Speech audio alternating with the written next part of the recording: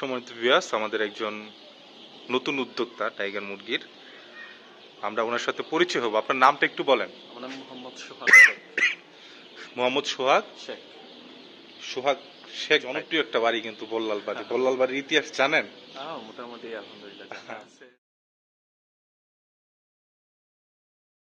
করা হইতেছে এখন আপাতত ওইরকম কোনো কিছু না, বেকারই আছি। এর আগে আমি বিদেশ গিয়েছিলাম, দুবাই। ওইখানে 2 মাস আসছিলাম, পরে শারীরিক অসুস্থতার জন্য আবার দেশে আসছি। দেশে চলে আসছে। এখন দেশে আইসা এখন আমার মনে মধ্যে একটা ইচ্ছা আছে যে আমি একজন উদ্যোক্তা হব। আচ্ছা, উদ্যোক্তা হবে। তো সেই জায়গা থেকে টাইগার মুরগির উদ্যোগ গ্রহণ করছেন। তো নতুন অবস্থায় তো অনেক প্রতিবন্ধকতা আসে। দেখা গেল একজন ব্যবসায়ী বা একজন যে যেটাই করতে চান ন্যূনতম অভিজ্ঞতা লাগে, তো সেটা তো আপনার নাই। তাহলে আপনি কিভাবে শুরু করতে চাইতেছেন? আমি মূলত এটা শুরু করতে যাচ্ছি। প্রথমত আমি ইউটিউবে দেখছিলাম যে আসলে এই টাইগার মুরগি কিভাবে পালন করা যায় বা এটার ভবিষ্যৎ বেনিফিট কি আছে। তো মূলত ইউটিউব দেখে নিজের প্রতি একটু ইন্সপায়ার করার পরে আসছেন। তো এখন দেখা গেল নতুন অবস্থায় যে ব্রুডিং ভ্যাকসিন করা বাচ্চারা নিচ্ছেন যাতে রিস্কটা কম হয়। আচ্ছা, তো মুরগিটা এখন নেওয়ার পর মুরগিগুলাকে কি করবেন? মুরগিটা তো জার্নি করে যাইতেছে আপনার কাছে আমাদের এখান থেকে, কি করবেন? প্রথমত আমার মূলত ইচ্ছা, আমি একটা ছোট ফার্ম করছি। এই মুরগিগুলোর বাচ্চাগুলো সেখানে নিয়ে আপাতত 2 ঘন্টা এইভাবে রাখবো। তারপরে এগুলার পানি এবং ওষুধ এগুলা খেতে দিব। এইভাবে আর কি সুন্দর পরিবেশ। সেটআপটা কিভাবে করছেন? সেটআপটা আমি একটা ফার্ম করছি, যেখানে উপরে একটা ছাদ আছে, তারপর নিচে চারিদিকে নেটের সিস্টেম করছি। আর ফ্লোরে নিচের মধ্যে তুষ আর ধান ছিটে এগুলো। আপনি তো মোটামুটি যতটুকু ধারণা ছিল আপনি করছেন, এর বাইরে যতটুকু আজকে আপনি বোঝার চেষ্টা করছেন, আমি আপনাকে বুঝাতে চেষ্টা করছি। এখন মোটামুটি বুঝতে পারছেন কিভাবে পালন করতে হয়। আচ্ছা, মুরগিকে যাওয়ার পর কিভাবে ওষুধটা খাইতে দিবেন, কতটুকু খাবার দিবেন, কি কি ভ্যাকসিন কখন করবেন, এগুলো তো মোটামুটি আপনাকে বললাম। মোটামুটি ধারণা তো আসছে। আর কোনো সমস্যা হলে তো ফোন দিবেন। এখন কি একটু সহজ হয়েছে মুরগিটা পালন করার জন্য? মোটামুটি কিভাবে ওষুধ খাওয়াতে হবে, কিভাবে খাবারটা পরিবেশন করতে হবে, তো সবকিছুর প্রেক্ষাপটে আলহামদুলিল্লাহ এখন অনেকটা বুঝতে পারছি। তো ইনশাআল্লাহ আমাদের সেল সেন্টারে এসে আপনার অনুভূতিটা কেমন? আলহামদুলিল্লাহ অনেক ভালো।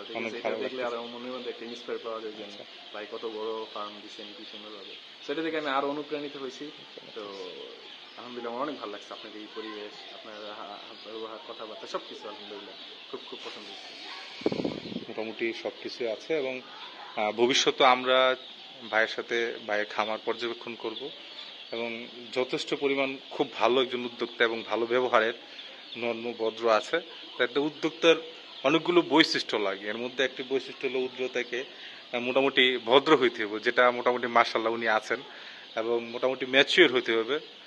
পরিশ্রম করার ইচ্ছা থাকতে হবে। আমি প্রথমে বলছিলাম যে পরিশ্রম করার ইচ্ছা কিন্তু থাকতে হবে। তো উনি বললো যে ওনাদের ফ্যামিলিতে মোটামুটি সবাই যথেষ্ট পরিশ্রমী।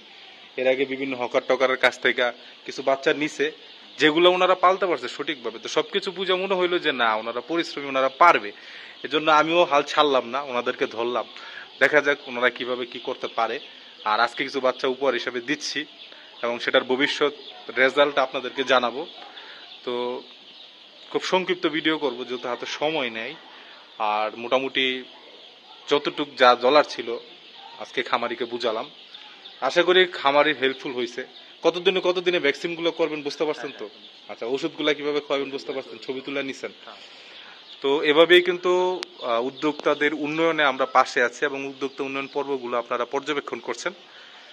তো যারা টাইগার মুরগির নিয়ে কাজ করতে চান তাদের প্রতি সবসময় একটা মেসেজ থাকে যে যারা নতুন অন্তত কিছুটা জ্ঞান অর্জন করেন, কিভাবে মুরগিরা পালন করতে হয় সে তথ্যগুলো আগে বোঝেন।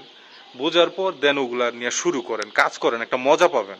যখন সবকিছু আপনার আয়ত্তে চলে আসবে দেখবেন একটা মজা পাবেন। যে একটা কাজ আপনি না বুঝলে ওই কাজটা যদি আপনাকে দেওয়া হয় দেখবেন শরীর ব্যথা, বিভিন্ন মন মানসিকতা, ভাল লাগে না, কেমন যেন লাগে।